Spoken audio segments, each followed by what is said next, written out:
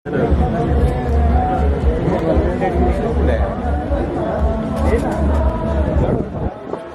गया है। लाला वो भाई पीछे मारो क्या? ला दे, उससे मारता हूँ। तो क्या करो, इससे मारो। दादा थोड़ा क्लियर देख, हो रहा है क्या हो?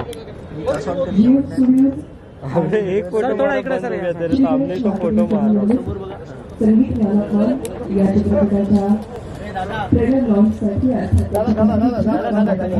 सर लेफ्ट साइडला, सर लेफ्टला, सर इकडे. आदरणीय श्री देवेंद्र फडणवीस साहेब यांचं या ठिकाणी आगमन झालेलं आहे आणि अवघ्या काही क्षणामध्ये ते आपला आसन ग्रहण करतील आणि आपण कार्यक्रमाला सुरुवात करू.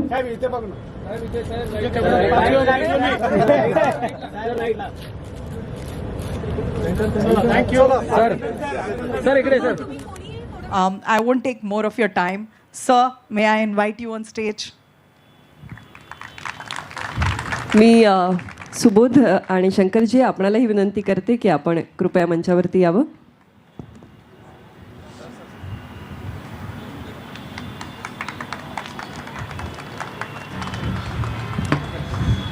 शंकर एहसान लॉय, मी असं म्हणेन संगीत क्षेत्रातील त्रिमूर्ती आपल्याबरोबर मंचावरती आहेत. जोरदार टाळ्यांच्या गजरात मुख्यमंत्री महोदयांचं आणि सगळ्यांचंच मनपूर्वक स्वागत. आता मी ज्योती मॅडमला विनंती करतो की आपल्या संपूर्ण टीमच्या वतीने आपण माननीय मुख्यमंत्री देवेंद्रजी यांचं स्वागत करूया.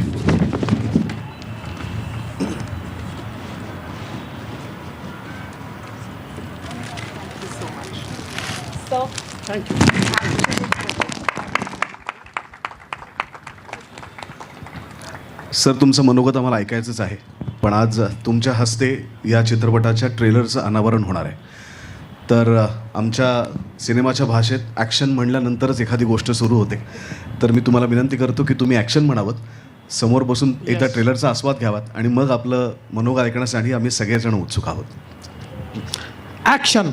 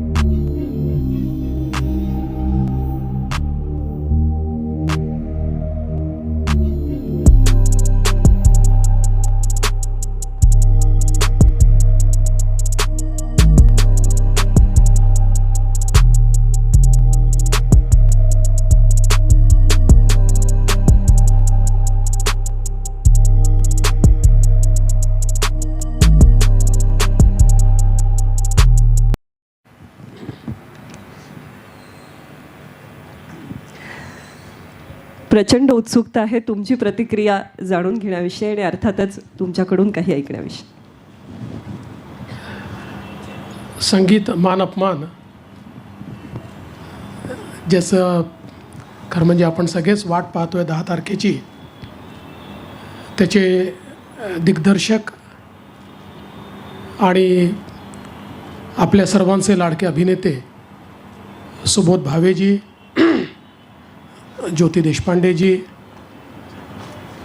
ज्यांची कट्यार अजून आपल्या काळजात घुसली आहे, असे शंकरजी, शंकर एहसान लॉय आणि या ठिकाणी उपस्थित संगीत मान अपमानची संपूर्ण टीम, उपस्थित भगिनी आणि बंधूंनो, मी गेल्या 2 दिवसामध्ये मंत्रिमंडळाचा विस्तार करून, खाते वाटप करून, बंगले वाटप करून, ऑफिस वाटप करून संगीत मान अपमानला आलो आहे.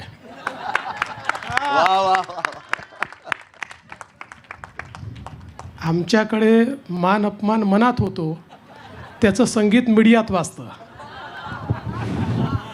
पण मला अतिशय आनंद आहे की या क्षणाचा साक्षी मी होऊ शकतो आहे. याचं कारण आहे की 113 वर्ष सातत्याने मराठी मनाला भुरळ घालण्याची क्षमता ज्या संगीत नाटकामध्ये आहे, ते नाटक आज या ठिकाणी रुपेरी पडद्यावर नव्या स्वरूपात आपल्याला पाहायला मिळतं आहे. आणि अर्थातच सुबोध भावेंनी बालगंधर्वही साकारला, त्यामुळे भामिनी साकारली आणि आता धैर्यधरही ते साकारतायत. हा देखील एक योगायोग आहे. पण आम्हालाही असं करावं लागतं. मुख्यमंत्री व्हावं लागतं, मग विरोधी पक्षनेता व्हावं लागतं, मग उपमुख्यमंत्री व्हावं लागतं, मग पुन्हा मुख्यमंत्री व्हावं लागतं. पण मला असं वाटतं की खरं म्हणजे संगीत मान अपमान 113 वर्षाचा जो इतिहास आहे, याच्याबद्दल इतक्या वेगवेगळ्या दंतकथा आहेत. हे लोक असं देखील सांगतात की एक काळ असा होता की सोन्याचा जो भाव होता त्यापेक्षा देखील जास्त दरात त्याची तिकीटं विकली गेली. किंवा अगदी म्हणजे स्वातंत्र्याच्या लढ्यामध्ये देखील ज्यावेळी टिळक स्वराज ट्रस्ट करता पैसा जमा करायचा होता, त्यावेळी याच संगीत मान अपमानचे अनेक त्या ठिकाणी प्रयोग करण्यात आले. आणि म्हणून एक मोठा इतिहास या ठिकाणी आहे. आणि ही जी संगीत नाटकांची एक परंपरा जी खऱ्या अर्थानं मराठी भाषेला लाभलेली आहे. मराठी भाषा अभिजात भाषा झाली, पण आपलं संगीतही तेवढंच अभिजात आहे, नाट्यसंगीतही तेवढंच अभिजात आहे. आणि या सगळ्या परंपरा ज्या आहेत, या परंपरा नवीन स्वरूपामध्ये आपल्या नव्या पिढीसमोर येणं हे देखील अत्यंत आवश्यक आहे. कदाचित मला माहिती नाही किती पदं त्याच्यामध्ये होती, तुम्ही मगाशी सांगत होता 67. कदाचित 67 पदं ऐकण्याचा पेशन्स किंवा तेवढं धैर्य आजकालच्या धैर्यधरांमध्ये नसेल.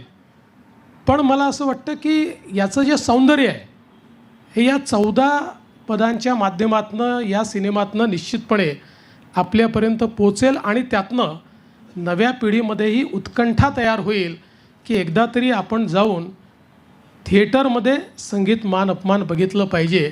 आणि मला असं वाटतं की एक प्रकारे जी आपली संस्कृती आहे, जी आपली कला आहे, जे आपलं संगीत आहे, या सगळ्या गोष्टींना रिइन्व्हेंट करणं, अशा प्रकारे हा सिनेमा आज आपल्यासमोर येतो आहे. आणि ट्रेलर इतका सुंदर आहे तर पिक्चर काय असेल. त्यामुळे मी खरोखर सुबोधजी आपलं अतिशय मनापासून अभिनंदन करतो आणि संपूर्ण टीमचं मनापासून अभिनंदन करतो. आणि अर्थातच संगीताशिवाय संगीत मान अपमान होऊच शकत नाही. शंकरजी आपलं अतिशय मनापासून मी अभिनंदन करतो. आपण शंकर एहसान लॉय, आपण खरं म्हणजे आपल्या देशातल्या संगीताला एक वेगळी उंची नेहमीच दिली आहे. पण मराठीवर जे प्रेम आपण या ठिकाणी करता ते मला असं वाटतं अत्यंत महत्त्वाचं आहे. आणि त्याकरता मी आपलं मनापासून अभिनंदन करतो. आणि मगाशी सुबोधजी म्हणाले, ही गोष्ट देखील खरी आहे की या आमच्या कार्यकाळामध्ये आता आपला जो काही मराठी सिनेमा आहे, मराठी थिएटर आहे, आपला जो विविध कलांचा आविष्कार आहे, याला योग्य व्यासपीठ मिळालं पाहिजे. या दृष्टीनं निश्चितपणे काम करण्याची आमची देखील इच्छा आहे. कारण मगाशी ज्योतिजींची चर्चा चालली होती, त्यावेळी अनेक वेळा मी त्यांनाही सांगत होतो की अनेक वेळा चांगले चित्रपट जे लोकांना आवडलेले आहेत त्याचे डायरेक्टर्स मला भेटतात आणि म्हणतात की आम्हाला कुठलाच प्लॅटफॉर्म मिळत नाही आहे. त्यावेळी अतिशय दुःख होतं की असं का व्हावं की आपल्या मराठी सिनेमाला त्या ठिकाणी कुठला प्लॅटफॉर्म मिळू नये. पण मला असं वाटतं की त्याच्यावर त्याही वर्किंग करतात. आपण सगळे मिळून वर्किंग करूया. आणि हा जो काही आपला संपूर्ण अभिजात अशा प्रकारचं कला आविष्कार आहे हा सगळ्या प्रकारच्या प्लॅटफॉर्मवरनं लोकांपर्यंत पोचला पाहिजे, अशा प्रकारचा प्रयत्न निश्चितपणे आपण सगळे मिळून करू. मी पुन्हा एकदा सुबोधजी खूप मनापासून तुमचं या ठिकाणी अभिनंदन करतो आणि हा विश्वास व्यक्त करतो की संगीत मान अपमान सर्व रेकॉर्ड तोडेल. सगळे रेकॉर्ड तोडून हा अतिशय प्रेक्षकांना भावेल आणि आम्ही देखील निश्चितपणे मी तो पाहणारच आहे. त्यामुळे फक्त आता तो कधी पाहायचा आणि कोणाकोणासोबत पाहायचा याचं नियोजन मी लवकरच करेन आणि त्याला नक्कीच अमृताला म्हणजे माझ्या पत्नीला देखील मी घेऊन येईल. आज खरं म्हणजे तिला जास्त आवडलं असतं याला, पण मी विसरलो तिला सांगायचं. तुम्ही मला सांगितलं होतं, पण हे कट करून टाका, एडिट करून टाका, हे तिच्यापर्यंत पोचू देऊ नका अशी मी तुम्हाला विनंती करतो. आणि पुन्हा एकदा या अतिशय चांगल्या लॉन्चला आपण मला बोलवलं त्याबद्दल अतिशय मनापासून आपले आभार मानतो आणि पूर्ण टीमला शुभेच्छा देऊन माझे 2 शब्द संपवतो. धन्यवाद. जय हिंद, जय महाराष्ट्र. बहुत सुंदर है. Thank you. आपसे स्पेशली जानना चाहूँगी कि आपकी तरफ से चल क्या रहा है. पिछले साल भी पटाखे फूटे, अगले साल भी पटाखे फूटने वाले हैं, हिंदी हो या मराठी हो. अब तो सीएम साहब ने भी बोल दिया है कि बहुत अच्छे से ध्यान रखा जाएगा. आपकी एक्सपेक्टेशंस क्या है? मेरी एक्सपेक्टेशन वही है कि पूरा महाराष्ट्र मिलके इसको एक नए रिकॉर्ड पर लेकर जाए एंड रेस्ट ऑफ इंडिया भी वो मोमेंटम को ज्वाइन करे, क्योंकि हमारी रिस्पॉन्सिबिलिटी है कि हम अच्छी सिनेमा को सपोर्ट करें and this is one of it which is bringing back culture. CM साहब ने कहा कि हमारी नई पीढ़ी जो है उनको हमारे 100 years ओल्ड के प्लेज एंड वो कल्चर का कुछ पता ही नहीं, and this is a great way to उसको एंटरटेन करते हुए हम वो कैसे नई पीढ़ी को पेश करें. So grandfathers, our age group and our children can enjoy it together. तो हमें लगता है कि ये 2025 की शुरुआत बहुत कमाल की होगी. सुरुवात तुला विचारायचं आहे, नाट्यसंगीत फार फार फार मोठं कर्तव्य पण आहे आणि त्याच्यावर भार पण आहे तुझ्या खांद्यावर. हे सब्जेक्ट निवडताना असं काय होतं जे तुला वाटतं की करावंच लागेल मला? आपल्याकडे आपण इतकं बाकी भाषांमधलं संगीत ऐकतो. मराठी संगीताने 113 वर्षापूर्वी जे पराक्रम करून ठेवलेत त्याच्या आसपास पण कोणी नाही आहे. मला असं वाटतं की गोविंदराव टेंब्यांनी ही जी गाणी केलीत, ही जी कंपोजिशन्स आहेत आणि त्याला शंकर एहसान लॉ यांनी जी जोड दिलेली आहे, इतका रोमॅन्टिसिझम दुसऱ्या कुठल्याच गाण्यात नाही आहे. आणि तो रोमॅन्टिसिझम फक्त प्रियकर प्रेयसीचा नसतो, तर तो देशाबद्दल वाटणाऱ्या प्रेमाचा पण रोमॅन्टिसिझम असतो. जो धैर्यधरला त्याच्या प्रदेशाबद्दल वाटतो आहे, जो भामिनीला त्याच्याबद्दल वाटतो आहे, तिला तिच्या वडिलांबद्दल. तर मला असं वाटतं की रोमॅन्टिसिझम म्हणजे फक्त प्रियकर प्रेयसी नाही, तर रोमॅन्टिसिझम जे माझी देशप्रेम आहे ते पण माझा रोमॅन्टिसिझम आहे. माझ्या देशावरचं प्रेम पण एक रोमांस आहे माझा देशाबरोबरचा. आणि त्याला जे गोविंदराव टेंब्यांनी अद्भुत चाली दिल्या आहेत, शंकरजींनी त्याला अजून 4 पावलं पुढे घेऊन गेलेत. तर मी स्वतः नाट्यसंगीताचा, भारतीय क्लासिकल म्युझिकचा प्रचंड मोठा चाहता आहे आणि माझ्या सिनेमातले काम करणारे सगळेच जण मला असं वाटतं माझ्या इतकं संगीतावरती प्रेम करणार आहेत. म्हणजे शैलेश स्वतः उत्तम गातो, खूप उत्तम ऐकतो. सुमित तर त्याच्या सेटवरती जर त्याच्या गाडीत पेटी नसेल तर ती गाडी सुमितची नाही, इतकं त्याच्या म्युझिक बरोबर असतं. अर्चना खूप सुंदर गाते, काम करते. वैदेही खूप सुंदर नृत्य करतेच, काम करतेस, पण ती गातेसुद्धा खूप सुंदर. त्यामुळे मला असं वाटतं की माझ्या टीममधले सगळेच म्युझिकशी खूप जोडले गेलेले आहेत. अमृतासुद्धा खूप सुंदर नृत्य करते आणि तिचाही म्युझिकशी संबंध आहे आणि ती माझी कट्यारची पहिली हिरोईन आहे. त्यामुळे ती तर बाय डिफॉल्ट माझ्या कुठल्याही सिनेमाचा भाग असणार आहे. आणि इतके सगळे आल्यानंतर, आणि ज्योती मॅडम असतील, निखिल असेल, आमचे सुनील फडतरे असतील, तर इतकं स्ट्रॉंग तुला बॅकिंग मिळाल्यानंतर, इतकी सुंदर तुझ्याबरोबर टीम असल्यानंतर तू असं का नाही काहीतरी करणार? सुबोध सर, और एक चीज़ आपसे जानना चाहूँगा, जैसे ज्योति मैम ने कहा कि तेलुगु फिल्म और जो दूसरी रीजनल फिल्म है बहुत अच्छा कर रही है, हिंदी ऑडियंस भी देख रही है, तो हिंदी ऑडियंस के लिए क्या कहना चाहेंगे संगीत मान अपमान? मैं समझता हूँ कि अगर अच्छी फिल्म हो तो उसको भाषा का बंधन नहीं होता है. कटियार एक ऐसी फिल्म थी जो बहुत सारे नॉन महाराष्ट्रियन लोगों ने भी देखी और उतना ही प्यार और उतनी ही मोहब्बत उस फिल्म से की जितना मराठी लोगों ने की. तो एक अच्छी फिल्म की कोई भाषा नहीं होती. हम भी देखते हैं, हम मैक्सिकन फिल्म देखते हैं, फ्रेंच फिल्म देखते हैं, हमें बिल्कुल भाषा समझ में नहीं आती, लेकिन फिर भी हम देखते हैं क्योंकि सिनेमा अच्छा होता है और सिनेमा की एक ही लैंग्वेज होती है, दैट इज़ सिनेमा. तो मुझे लगता है कि ये उसी लैंग्वेज में बनाई गई फिल्म है. इसमें लोग मराठी बोल रहे हैं लेकिन है ये सिनेमा की भाषा. तो जिसको सिनेमा की भाषा पसंद हो वो हर कोई ये फिल्म देखेगा.